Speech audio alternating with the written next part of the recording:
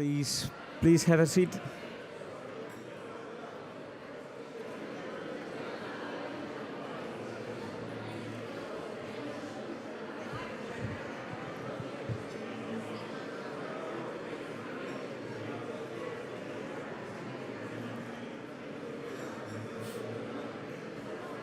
European Commission Vice President for promoting our European way of life, Belgium Minister of the Interior, Institutional Reform and Democratic Renewal, members of the European Parliament, permanent representatives and ambassadors of Greece, Estonia, the Holy See, Hungary, Iceland, Moldova, Poland, Romania, South Africa and Spain, the Food and Agriculture Organization, the Intergovernmental Authority on Development and the World Food Fund Program, Directors General, Directors and other authorities, ladies and gentlemen.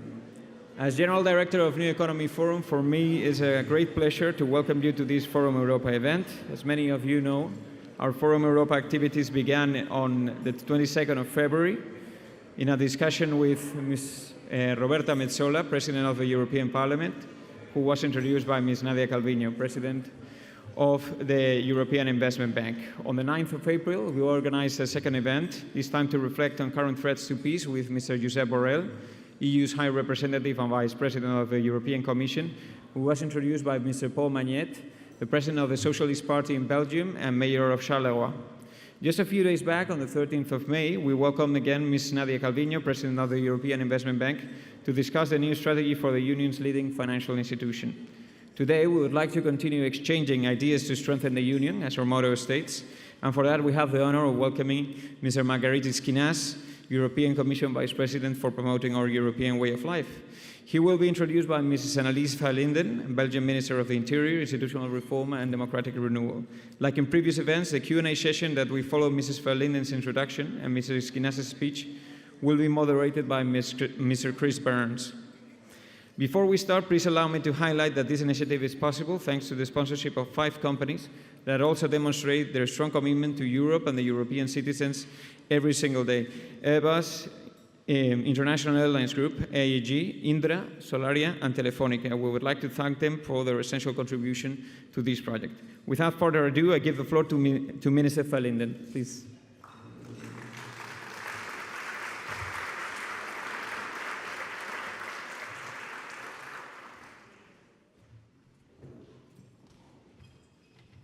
Thank you very much. Thank you so much. Good morning, Excellencies, dear Margaritas, ladies and gentlemen. I would like to start by congratulating the New Economy Forum for successfully establishing Forum Europe as a stable platform for exchanging views freely in Brussels since February this year, building on its successful experience in Spain. It's moments like these that come with the great benefits of being a minister, sharing experiences with leaders on how to tackle challenges that affect and concern citizens, with special attention to economic issues.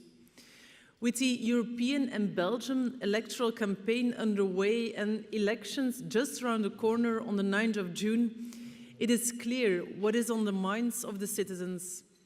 As Bill Clinton's campaign leader famously declared in 1992, it's the economy, stupid. Families want to live in a decent and secure country where social services are accessible when necessary, retirement is affordable after a full career, and companies can thrive in a healthy labor market. This is the European way of life. And I must admit the portfolio European way of life of Vice President Schinas allows for a smooth introduction to a man of his stature. Margaritis Schinas is a prominent figure within the European Commission, where he plays a critical role in shaping the future of the European Union through its multifaceted responsibilities. As the Vice President for promoting our European way of life, Schinas coordinates the Commission's work on the new Pact of Migration and Asylum, ensuring a balanced approach to migration that aligns both external and internal dimensions. As you all know, the pact is historic. It took the EU institutions and member states more than 10 years to come up with a common approach. And now it's all about the implementation. If we tackle the challenges, people will not fall prey to those who rely on anger and hatred and carry the poison of division into society. Those who do everything to stir up fear. Our task is to counter the agents of fear with arguments and actions. Schinas' efforts are pivotal in developing pathways for legal migration, facilitating integration into the job market and the society, and fortifying the European Security Union to address hybrid threats comprehensively. Schinas is also instrumental in enhancing the EU's educational landscape. He oversees the Skills Aid Agenda and the European education area, aiming to make education more inclusive and accessible while fostering lifelong learning and reskilling opportunities. His coordination extends to promoting cross-border learning, inclusion, and building a union characterized by equality and diversity. Personally, I find the increasingly relevant endeavor of creating the European Solidarity Corps very important.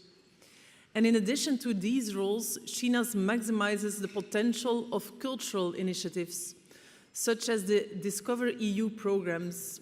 He leads the Commission's dialogue with various religious, philosophical, and non-confessional organizations and spearheads efforts against anti-Semitism, ensuring cohesive and inclusive European society.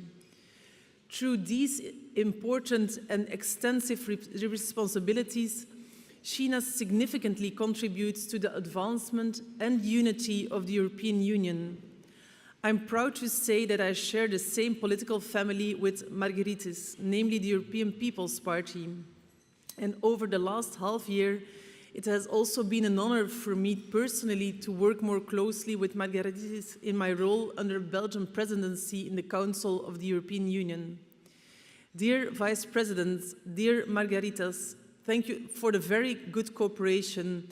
It has been an honor for me to address to you this introduction today. I would now like to invite you to take the floor. Thank you so much.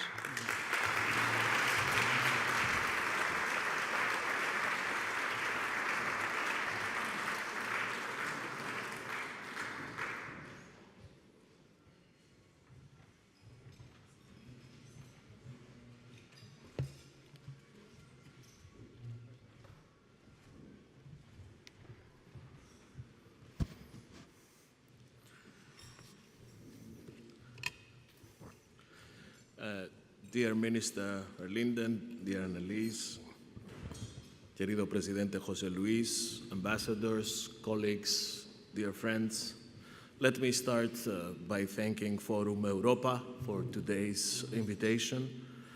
As many people in this room know, I'm a long-standing friend and a fan of the Forum. I participated already several times in Madrid, and it is the second time that I join in its new European constellation. Last week, I introduced Nadia Calviño, and I already warned some of the attendees of that lunch or breakfast that they risk having an overdoses of Schinas. So, faithful to this promise, here I am again. It is a pleasure to be introduced by Annelies Verlinden, who I wish to thank wholeheartedly, and to whom I want also to address publicly my appreciation for her work as Home Affairs Minister in the federal government of Belgium, and as holder of the presidency. She has been doing an extraordinary job, and it's a privilege and an honor to count with her friendship and support. Today, we are gathered here to discuss a subject that goes like, I quote, "ideas to strengthen the union," unquote. I confess it is a quite appropriate moment for this discussion. and for me personally, also probably an emotional moment to have this opportunity to look back as the current political cycle is ending and look ahead as the new chapter will open in a few weeks. The starting point for this discussion is the start of the journey of this Commission 5 years ago. This is when Ursula called me to entrust me with this portfolio responsibility with a novel and somehow fancy title of European Way of Life. No one could have imagined ever what would lay ahead at the start of this 5 years adventure. Looking back, it is fair to say that this Commission had only 3 months of calm waters, from the 1st of December 2019 until the start of the first confinement in March 2020. Everything that followed since was a roller coaster, science fiction scenario, very difficult to have predicted, impossible to have scripted, unless, of course, you are a scriptwriter for Netflix.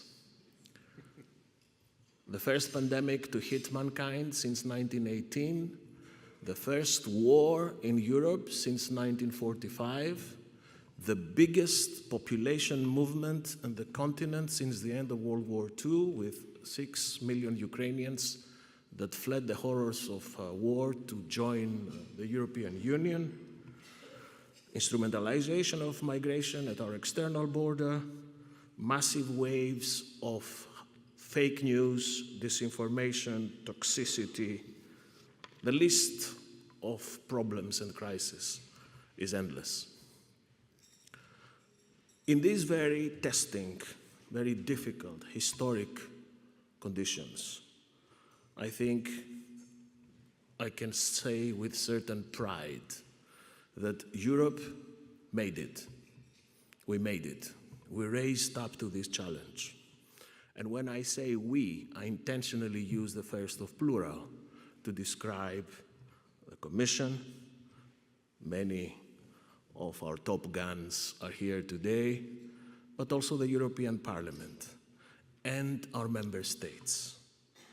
Nothing of this could have happened without this pan-European, pan-institutional synergy that we managed to bring about. We left behind these lengthy, often theological debates and analysis about institutional competence, impact assessment, cost-benefit analysis, endless debates, roundtable seminars, and we concentrated on delivery. Europe has been delivering over these 5 years, on the ground, with determination, political drive, and in a way that people got it. I must also highlight that in weathering these turbulences, my portfolio proved a very prescient assignment. Ursula was right to call this portfolio European Way of Life. Everybody in this room knows, remembers, the schizophrenic and self-flagellating debate that ensued when the title of this portfolio was first announced. It was, of course, the last year of the Trump administration, and many, especially at the left of the political spectrum, thought that this was the European equivalent of MAGA, that this was somehow the make Europe great again. They were wrong, because that was exactly the opposite. That was a set of policies under one single roof that bring together a Europe that protects and a Europe that empowers. As the minister said, this is what Europeans want. This is what normal people expect from Europe. conditions of safety, security, and empowerment that would allow them and their families to reach their full potential. And in these 5 years, it has also become very clear that we must both promote and defend our model of society, what we stand for in this world, our freedoms, our values, because this is what makes Europe a beacon of light in a world that becomes darker. And if you think that this is something I'm telling you on a Thursday morning in Brussels, don't take it from me. Take it from President Zelensky, who, when he came to Brussels to address the European Parliament plenary, in his memorable speech, he used the term European way of life 21 times, only to conclude that we are fighting a war to be able to live your way of life. And yes, I took my sweet personal revenge on that moment when I saw that many of the members of the European Parliament who had crucified me in my hearing were applauding enthusiastically Volodymyr Zelensky, saying the same things I was saying 5 years earlier. So let me take you now to a first assessment of the lessons learned from these last 5 years. The first key lesson, I think, that we should take is that in these 5 years, Europe reached adulthood. Some call it the era of Europe's innocence, naivete. We always thought that nothing bad can happen to us. We can always have cheap energy from Russia. It's okay if we do not produce masks and ventilators, we will import them from China if we need them. It's okay that our microchips are made in Taiwan, raw materials in Africa, pharma materials in India. We are the European Union. Nothing can happen to us. Well, everything that happened to us shattered these illusions. Because when the whole planet was looking for masks and ventilators, we had to go at the back of the queue with everybody else to buy. And the first thing that Russia did upon invading Ukraine was to instrumentalize energy against Europe. So the first conclusion is that now is the moment to start building the Brussels bubble word for that is resilience. I prefer a notion of Europe being able to stand firmly on our own feet. Do not depend on others. Be able to count on ourselves. This is what we have to do. And this is what we have already started doing. The second lesson, of course, is that when we need to deliver on very complicated and complex situations like the ones we faced, we have to go beyond the confined parameters of what is doable. We have to be disruptors. We have to go beyond what is expected of the European Union. And this often entails this shift from firefighting to construction work.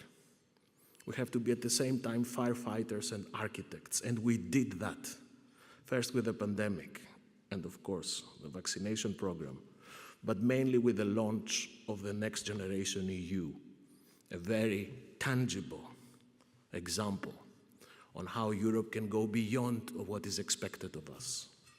A historic step, a Hamiltonian moment that shattered this taboo that the European Union, with its AAA lending capacity, cannot raise money through common borrowing to help our economies. We also did that with the European Security Union, We're bringing at the same level the protection against physical and cyber attacks. We have never had a better regulatory framework for security in Europe than now. We did it with the Migration and Asylum Pact. After decades of trial and error, we at last have this historic achievement. And I will take this moment to thank personally Marcos, the permanent representative of Spain, for his colossal work in having this deal done. Because a well-known pathology of the Brussels bubble is that we concentrate too much on the people who are on the deck. But there are many people here working in the engine room. And we would not have had the pact agreement without the work in the engine room. We did it with the European Health Union, where we exhausted every inch, every centimeter of community competence to make sure that all Europeans can get a shield of protection from Europe when it comes to health crisis, health threats, medicine shortage. And the third lesson of this period is an anthropocentric message, very close to my heart, which basically says that no European can or should be left behind from our collective work. Nobody should feel that Europe is not for him or for her. Or I can say it positively, everyone should have the certainty that everything we do have an impact on their lives, especially those who are most in need, the most vulnerable, the most exposed. That's why we have concentrated a lot in this term on the youth and on the skills. Especially for young Europeans, we owe young Europeans a lot because these are the segment of population that lost many opportunities during the pandemic. And we also need to bring education in Europe to a point that can not only help everybody to do better, but can also help, as it happens in the United States and elsewhere, to create leaders, excellence. We need this link of a Europe of education that works for everybody, but also creates leaders. And to do that, we need again to go beyond the confines of what we have always been doing in education. We need critical thinking. We need the ability of people in European education to have the courage to say, no, this doesn't work. We have the need for more innovation, bring private sector entities in our education streams, create knowledge and curricula that are not yet in the market. Let me here turn to ancient Greece for inspiration. In year 333 BC, Alexander the Great, marching to the east, arrived in Gordium, a city in Asia. He was faced with something that was unsolvable before he arrived, the Gordian knot. So a knot of rope that no one ever was able to untangle. He spent some time trying to do the same. And he understood himself that this was not easy to untangle the Gordian knot. And then he realized that the only way to do it is to take out his sword and cut it through. This is what we need in Europe education. We need talent, we need vision, and we need disruption. And why Alexander did that? Because his tutor was Aristotle, the best educator one could aspire to in ancient Greece. That induced young Alexander the capacity to be critical, to innovate, to not abandon, and to not respect limits. I hope our Director General for Education follows me here. That's why we have tripled the money for Erasmus Plus in this term, from 9 to 26 billion euros. And we have few months ago presented another novel instrument, the European degree. A European degree that would present another European achievement, will make Europe a European education destination, and will allow young Europeans to combine their mobility through Erasmus with an academic qualification that will be linked to the job market, but at the same time will be agile, non-bureaucratic, and quite easy to go through.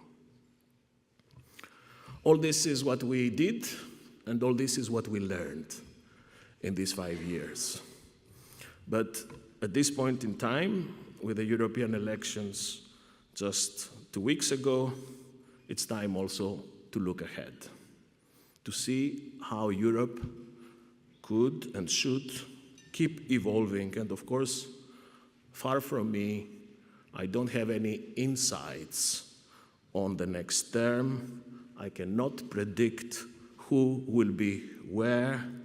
I do not have any privileged information or intelligence, contrary to what Politico reports this morning.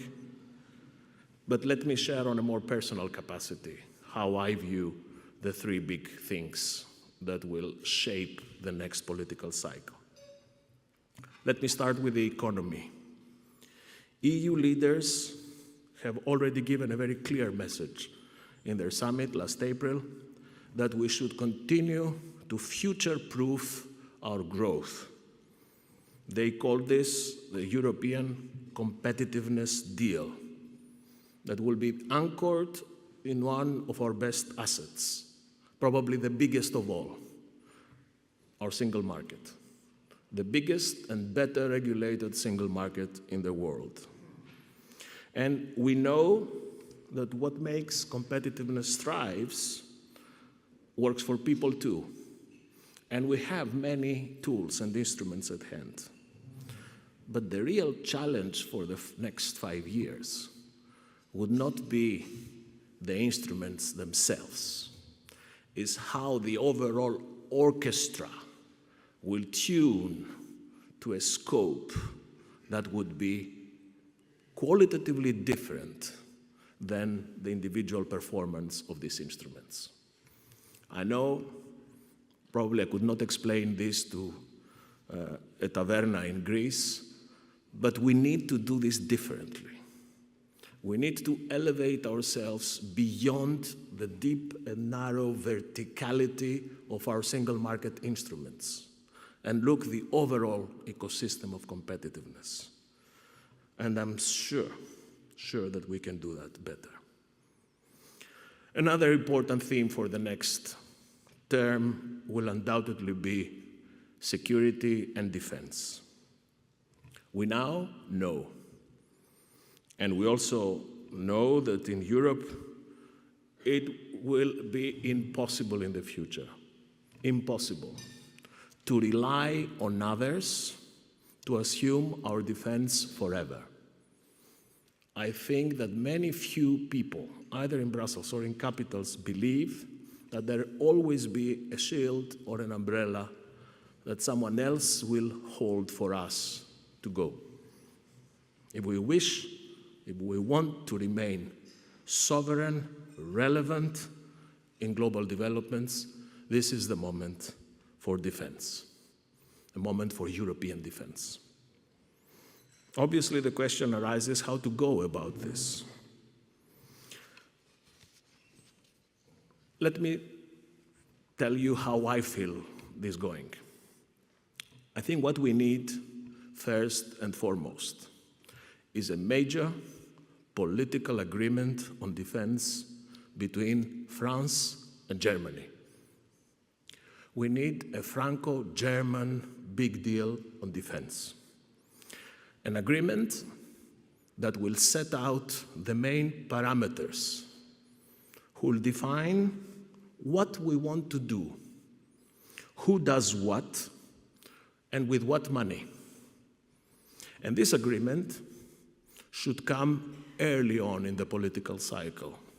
Ideally, it should be part of the strategic agenda of the European Council that would accompany the decision of the leaders to appoint the new president of the Commission. Only if we have this agreement, we can enter the next stage, which would be implementation. I know how much Brussels likes this, commissioners, structures, DGs. But this will not work without a framework agreement.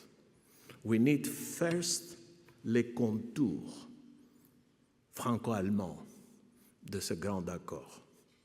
And then all the rest will follow. If we do it the other way, first we decide on structures and people, and then we try to find them something to do, take it from me, it will not work. And this, I think, is now possible. It's possible, as we did in many other areas. It is possible, as it was when we were drafting our vaccine strategy. It was possible when we were doing the Next Generation EU. All this can happen. Now, Europe cannot be defensive on defense, but we also need some honesty in this debate. And the time for honest debates is now. Now. Because when Europeans go to vote, they should know what we are thinking of, and we should find a way to submit this to their will, and later to the newly elected European Parliament. Final idea for the next term, one that I find particularly important, probably most important than any other.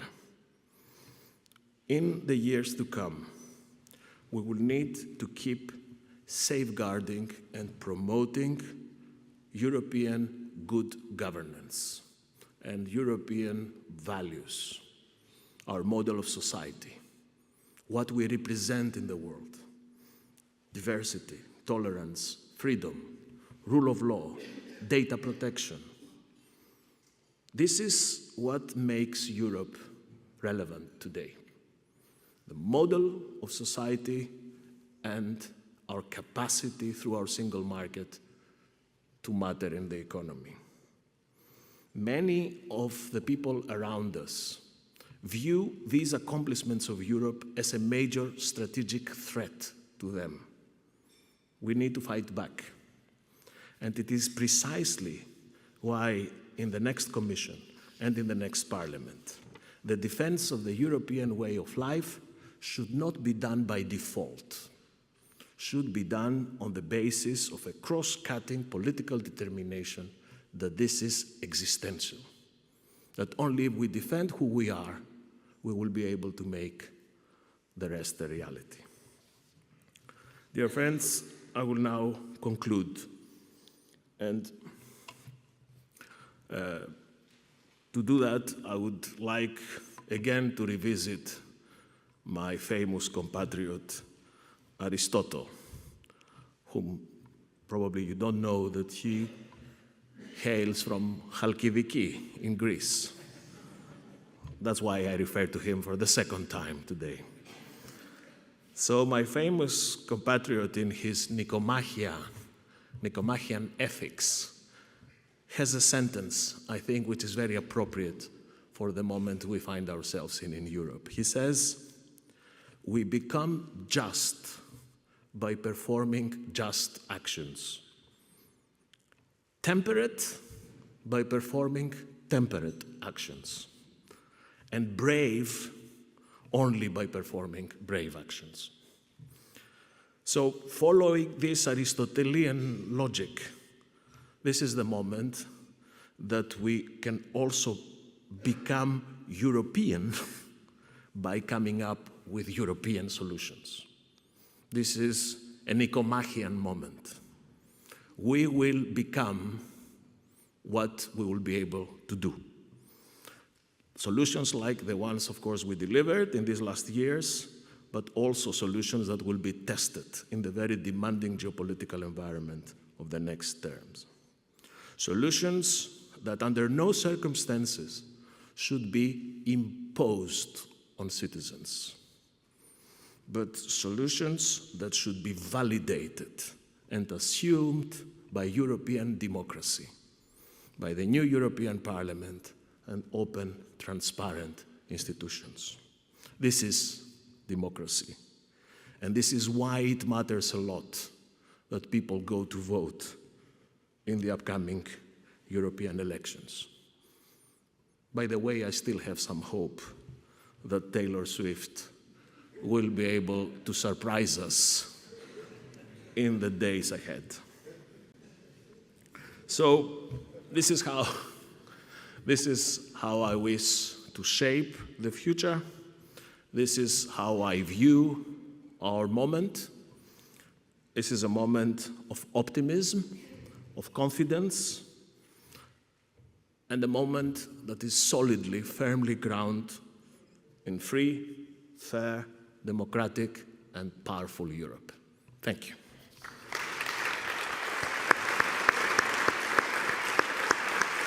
Thank you very much, Mr. Vice President. Evcharisto.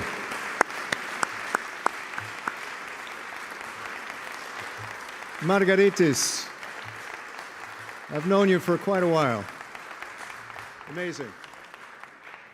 And we hope more Gordian knots will be cut in the next commission. I moderated an event on, it was the European Education Summit a couple of years ago, and we had a fireside chat there. And we were talking about citizenship, citizen education. And there's a new figure out that I think is interesting that Eurobarometer says that 75%, oh, have your questions coming in, please. Because I've got lots of questions, but I want them from you too. 75% of Europeans consider themselves European citizens. That's great. What about the other 25%? How do you feel about this, how far we've come with citizenship education in these last few years? And what have you done about it? First of all, let me tell you that we have a very fresh Eurobarometer survey. I think is today. That is very, very encouraging in that sense. The majority of Europeans across geography identify themselves at the same time as Europeans other than citizens of their own countries. But if you ask me, I think, and I said this in my hearing in the European Parliament at the beginning, the European way of life should not rely on this notion of a homo europaeus. I wouldn't like the idea of uniformity. I don't like the idea of one single, one-size-fits-it-all European who has the same education, the same curricula, the same viewpoint. I think this would be wrong for Europe. Our strength lies on the richness of our traditions, of our language, of our architecture, of our history, of our monuments. And I think what brings us together is not a homo europaeus, but is a corpus valorem europae, a set of values where we meet despite our diversity. And in these 5 years, this happened a lot. Of course, it happened for the wrong reasons. Yes, it did. But when the whole continent is confined in their homes, you can understand that they feel the same things.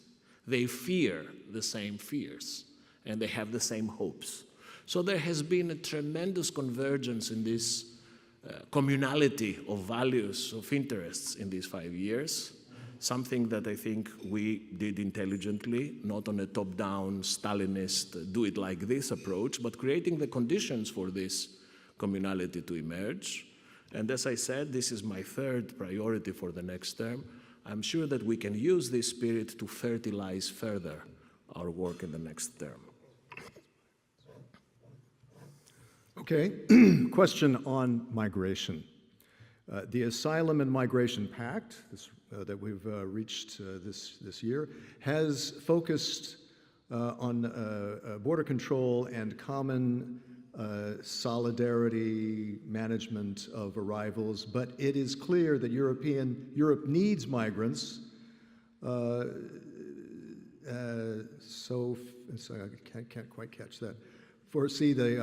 What about this aspect about legal migration?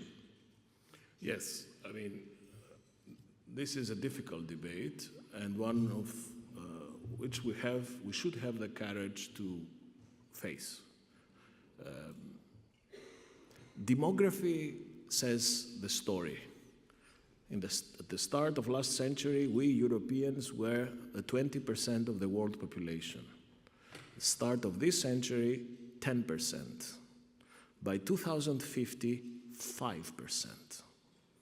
Around 2040, Nigeria alone will have a bigger population than the European Union. So I leave this to the judgment, especially of the young generations represented here. Who will pay taxes in this Europe? Who will go to the army?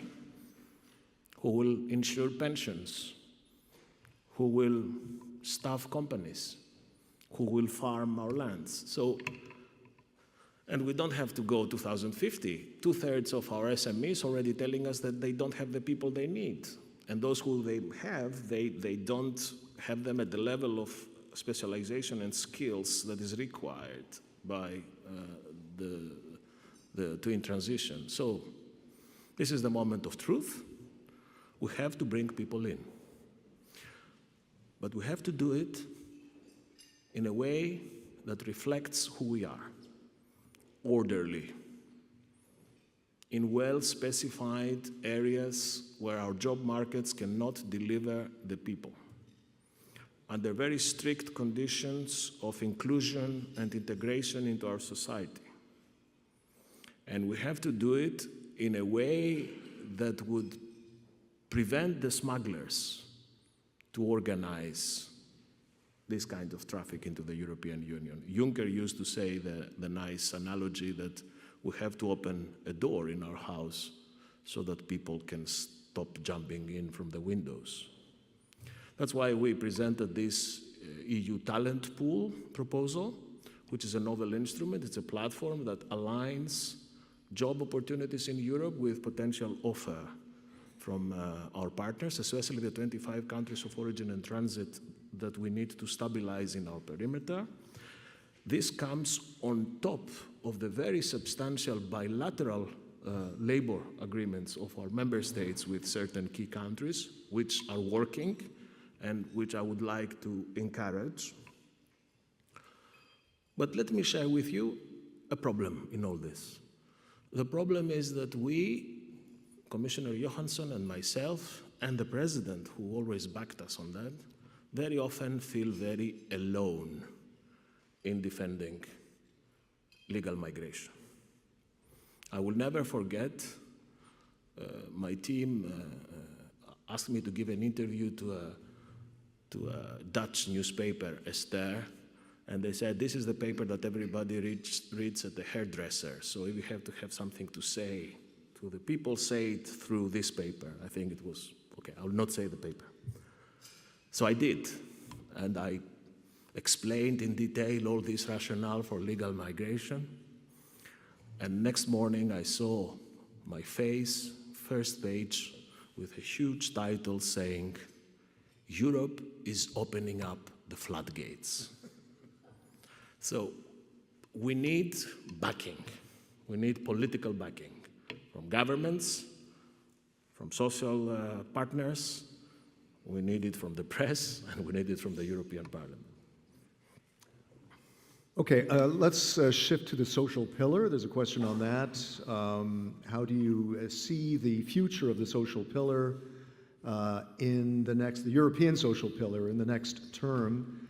The last period has seen big steps toward, in that regard. Are we ready? Is there consensus for further deepening and regulating in the social field? And I think we're talking about employment, we're talking about collective bargaining, about wages, that kind of thing that touch all Europeans.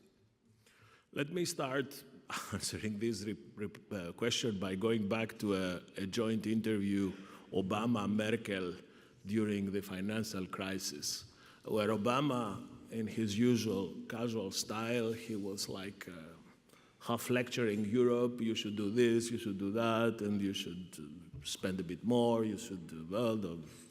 And Merkel, in her own style, said, Barack, I think you should know that 65% of social spending worldwide is spent in the European Union. So we spend for social policy 65 dollars out of 100 spent in the world. So we're not starting low, we are already starting high. And this whole social policy debate should not distract us from the fact that Europe has one of the best social shields available in the world. Now, what we need to do is fine-tune a bit the social dimension of the single market in this logic of the overall tuning I was referring to. We need to do more with collective agreements. We need to bring wages up. But although bringing wages up, we still cannot find the people, which also links to the broader discussion on skills. So yes, an economy that works for people should be a social market economy, otherwise it will not work. Let's see how the next president of the Commission, the next/current president of the Commission will structure this social portfolio. And regarding the single market, you mentioned it as a priority, but the single market, this question asks, is falling apart because of a lack of political will in Brussels and in the member states to enforce its principles. What are the hopes for real change? With all due respect, the single market is not falling apart. On the contrary, it's our main lever for a geopolitical Europe that is much more felt through our market. 70 third countries have trade agreements with Europe because of our single market. Everything that we market in our single market in terms of technical standards becomes a global standard inevitably. So the problem is not the single market itself, and it's certainly not falling apart.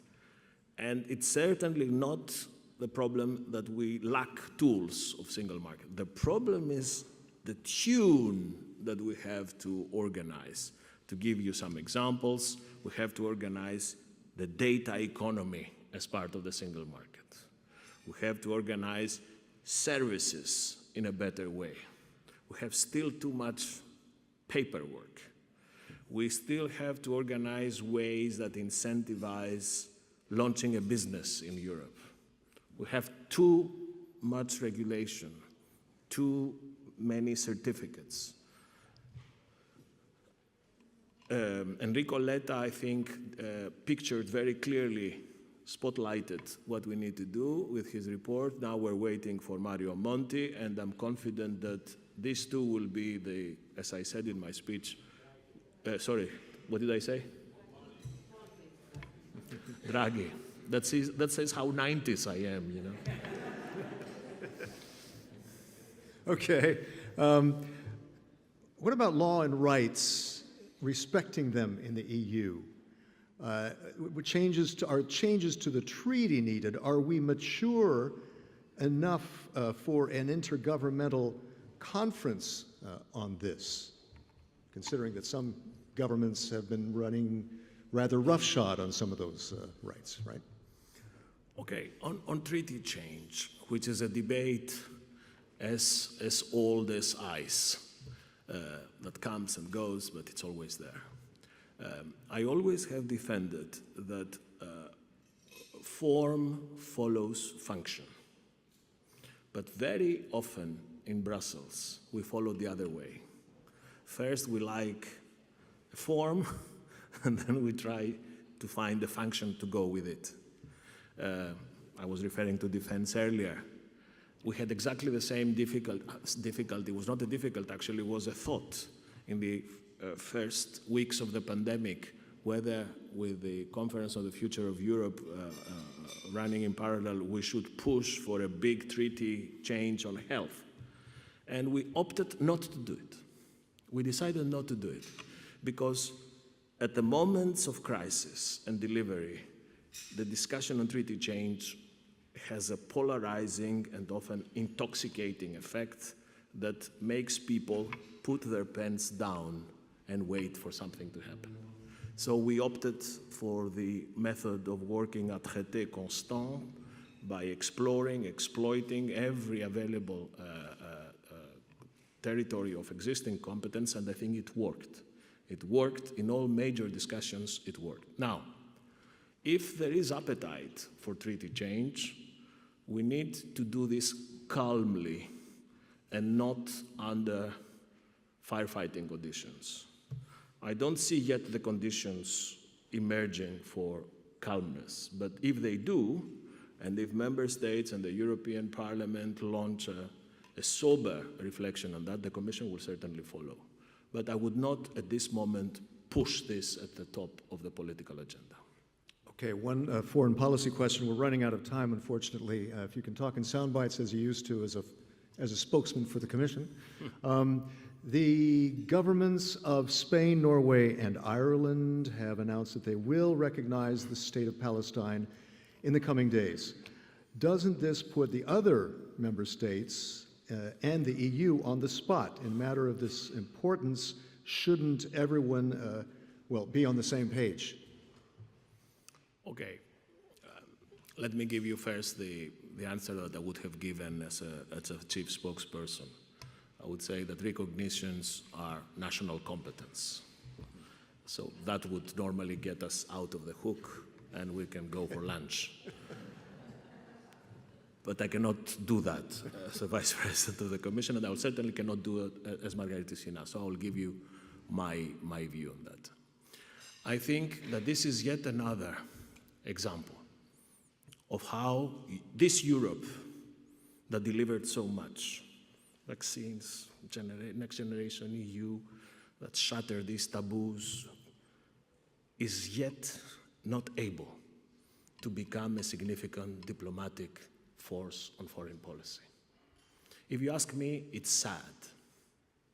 And what we are witnessing is exactly that. I'll give you another example. Ursula with Roberta were in Israel a few days after the terrorist attack of Hamas.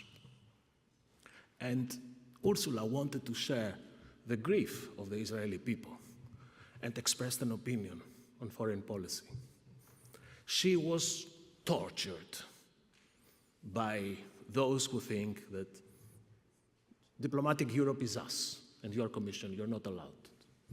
And these same people on Monday or Tuesday, apologies to the ambassadors here, were meeting in Luxembourg for a Foreign Affairs Council. So the ones who asked for the monopoly of Europe on diplomacy were taking over. 10 hours discussions, no decision. A few days later, vote in the UN, each voting whatever they thought. So this is a bit like, I'll say it in Spanish, los perros de hortelano. So if you claim responsibility for a diplomatic Europe, you should be able to exert it. And you should be able to give it clout. But if you don't, then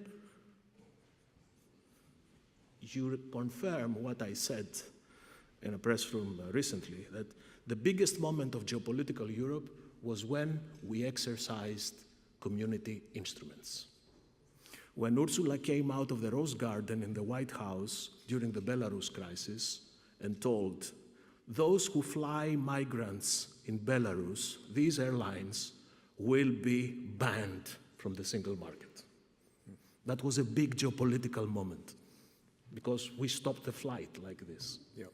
This is what we can do, and this is what we should do in diplomacy to make ourselves relevant, powerful, and avoid these moments that lead to the question that you just asked me. And final question, what should the added value of Greece be in the next institutional cycle and specifically in the European Commission, in mind that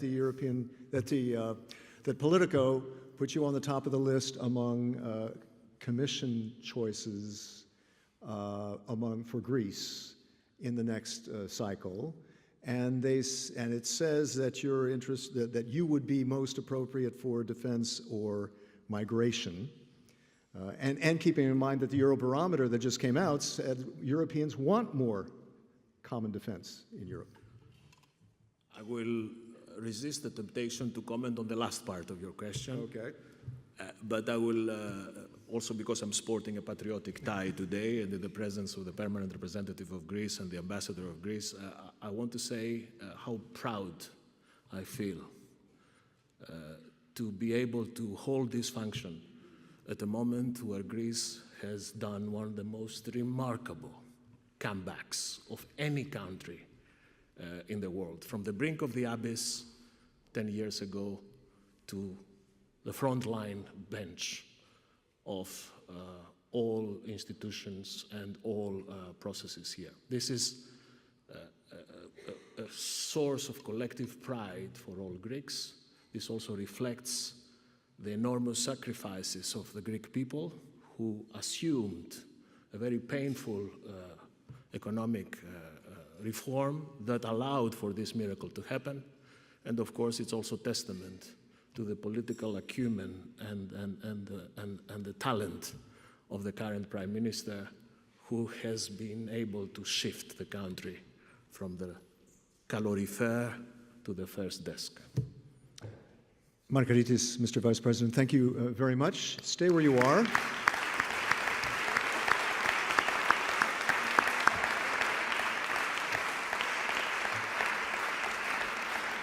This was an embarras du choix. Thank you so much for all your questions. I'm going to pass the remaining ones to Margaritis so he is at least aware of, and maybe you could discuss with him afterward. But let's get a quick word from David Redoli. We can get a microphone over to him. David Redoli is Head of Institutional Relations at Solaria. Over 60% increase in production, revenues up more than a third, net profit up nearly 20%. You got big projects coming up, not only in solar energy, but also in wind and data. Is that right? That's right. Thank you very much for the introduction. On behalf of the sponsoring companies of this information breakfast of the New Economy Forum, AIG, Airbus, Indra, Solaria, and Telefonica, I congratulate you on your inspiring words, Vice President. Your words underline a very clear idea. The European lifestyle is a great collective achievement whose survival is not guaranteed. In fact, we could say that it is at risk. There are many threats that loom over our continent, but I would like to mention one that cuts across all sectors of our economy. I am referring to energy dependence. You mentioned it in your intervention. Energy is security, it is defense, it is transportation, it is food manufacturing. In fact, energy is the basis of the digital transition. Data centers, telecommunications, and artificial intelligence need a safe and stable energy supply to function. The European way of life depends, to a large extent, on us being able to provide ourselves with cheap, clean, sovereign, and secure energy, an issue that today is only provided by renewable energies with wind and photovoltaic solar power at the forefront. Europe took huge risk by relying on Russian gas. The invasion of Ukraine by Russia in 2022 has been a dramatic warning of what could happen to Europeans if we do not improve our energy sovereignty. That is, to make a rapid energy transition to improve our competitiveness and productivity. Indeed, as you have very well expressed from that platform, the world is facing a critical moment. The European Union must reduce its bureaucracy and be more agile to react to the tremendous challenges we face, because the challenges of this geopolitical environment that you have described force us to define Europe's leadership in the 21st century to protect our way of life, the European way of life that all of us embrace. Count on us for that task, for defending the European corpus valorem, as you have said. Thank you very much for your impressive and inspiring words, and thank you all for having attended this appointment. Thanks a lot. Thank you very much. Thank you. Thanks to David. Mr. Vice President, a final word. Send us off. Let's go to work. Thank you.